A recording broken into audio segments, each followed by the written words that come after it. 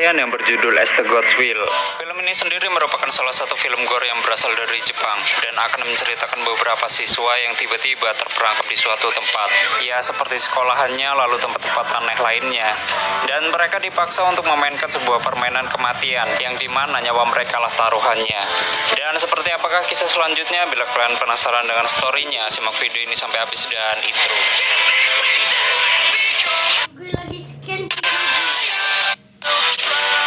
Dari beberapa murid yang hidupnya sangat membosankan dan ingin mendapatkan sesuatu yang baru di hidup mereka, tiba-tiba datang sebuah boneka Daruma, yaitu boneka yang katanya dikirim dari Tuhan. Di sini para murid-murid yang terjebak di kelas bersama boneka Daruma, mereka semua dipaksa memainkan permainan Daruma Sangaka Ronda, ya semacam permainan tradisi Jepang gitu. Dan permainannya tuh si boneka Daruma nanti nyanyi lagu Daruma, namun ketika dia bernyanyi, dia menghadap ke depan, sedangkan bila nyanyian itu telah usai dan boneka Daruma berbalik ke belakang, yaitu ke arah siswa-siswa itu, yang kemudian Daruma melihat dari mereka bergerak, mereka akan kalah. Tapi kalau nggak ada yang bergerak, ya dibiarin sama boneka Daruma. Namun tragisnya, kalau yang kalah dalam permainan itu, ya nyawa mereka sebagai taruhannya. Kepala mereka akan pecah akibat sihir dari boneka Daruma. Lanjut. Waktu selama dalam permainan, seorang pria yang bernama Suntaka Hata, dia melihat banyak teman-temannya mati dengan mengenaskan, yang kemudian dia teringat dengan dosa-dosanya, yaitu dia mencuri beberapa DVD game di sebuah toko game.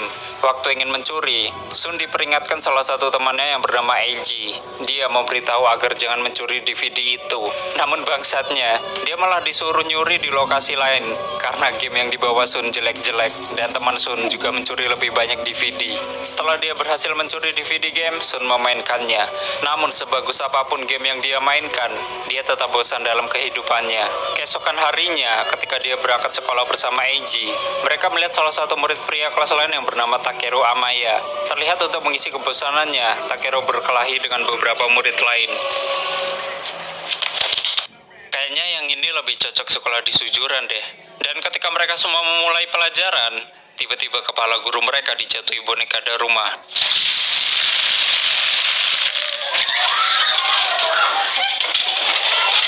Dari sinilah permainan Daruma dimulai.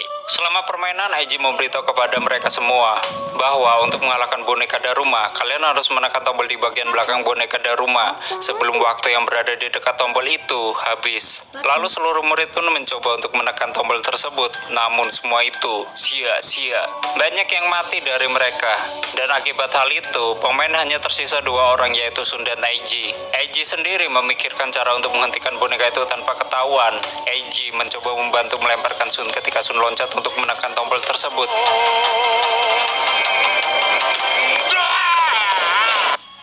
Dan hal itu pun berhasil. Namun sialnya, di dalam permainan Daruma hanya memilih satu pemenang saja, yaitu orang yang menekan tombol boneka Daruma, yang kemudian kepala Eiji pun pecah dan dia pun tewas.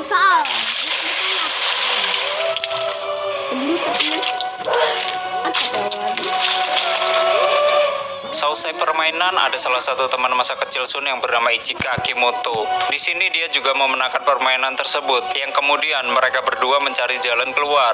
Namun anehnya, seluruh pintu atau jendela tidak bisa dibuka, bahkan kaca jendela pun tidak bisa dipecahkan, yang pada akhirnya mereka berdua terbawa di sebuah lapangan basket. Di sana banyak murid yang selamat dari permainan Daruma, dan mereka pakai baju tikus. Ya, ini adalah permainan kedua mereka, yaitu mereka akan melawan raja kedua yang bernama Maneki Neko. Dan entah kenapa, kok aku ngelihatnya agak ngeri-ngeri gimana ya. Jadi intinya untuk permainan kali ini, mereka semua disuruh memasukkan sebuah bola lonceng yang ada waktunya ke sebuah ring yang ada di kalung maneki tersebut. Dan bila waktu itu habis, mereka semua akan kalah dan mati. Singkatnya, ada salah satu murid atlet basket yang bernama Taira. Di sini dia sudah yakin sekali bahwa dia bisa memasukkan lonceng itu ke ring di kalung kucing tersebut. Karena dia setiap hari berlatih basket dan selalu berhasil memasukkan bola ke ring sebanyak 80 kali. Dan tidak lupa dia juga suka makan biskuat biar seperti macan. Iklan bentar. Lanjut. Namun waktu dia melemparkan bola itu ke ring di kalung kucing, ternyata bolanya ditangkap maneki tersebut. Sedangkan Taira langsung dilempar dengan bola lonceng oleh maneki itu.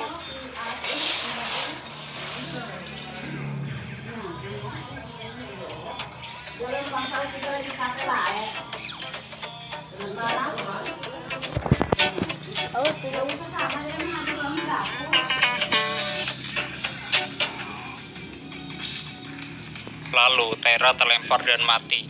Singkatnya, Sun membuat rencana dengan Ichika untuk mengalahkan Maneki tersebut. Sun mencoba mengelabui Maneki itu dengan 2 bola yang ditutupi pakaian tikus. Waktu dilemparkan, ternyata hal itu berhasil. Namun sialnya, bolanya tidak masuk ke ring. Namun beruntungnya, tiba-tiba Takeru datang dan berhasil memasukkan bola lonceng itu ke ring Maneki. Yang kemudian Maneki itu langsung lemah tak berdaya. Dan di permainan kali ini hanya 3 murid yang selamat, yaitu Sun, Ichika, dan Takeru. Ya, sebenarnya banyak sih yang selamat di permainan Maneki ini. Namun karena suruhan sang Maneki, yaitu mereka harus tersisa 3 orang untuk yang menang. Terpaksa deh yang lainnya dibunuh-bunuhin sama Takeru. Yang kemudian Takeru menjelaskan bahwa yang terpilih lah yang pantas untuk hidup. Sedangkan mereka-mereka yang lemah dan gak berbuat apa-apa hanyalah sampah yang pantas untuk dibuang. Maksudnya tuh kalau kalian lihat dari awal permainan sampai akhir, yang kelihatan mikir dan kerja cuman Sun dan Ichika. Sedangkan Takeru yang mempunyai skill yang cukup hebat, dia membantu di waktu yang tepat.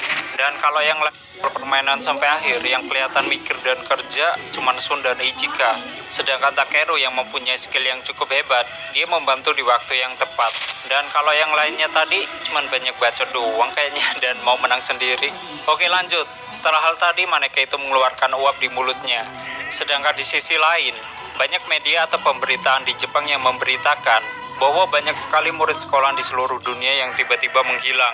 Tapi aku kok nggak ngeliat Sujuran atau Yakoko ya? Ya mungkin mereka udah pada tewas. Soalnya banyak yang ditemukan dalam keadaan tewas dan jumlahnya lebih dari 10.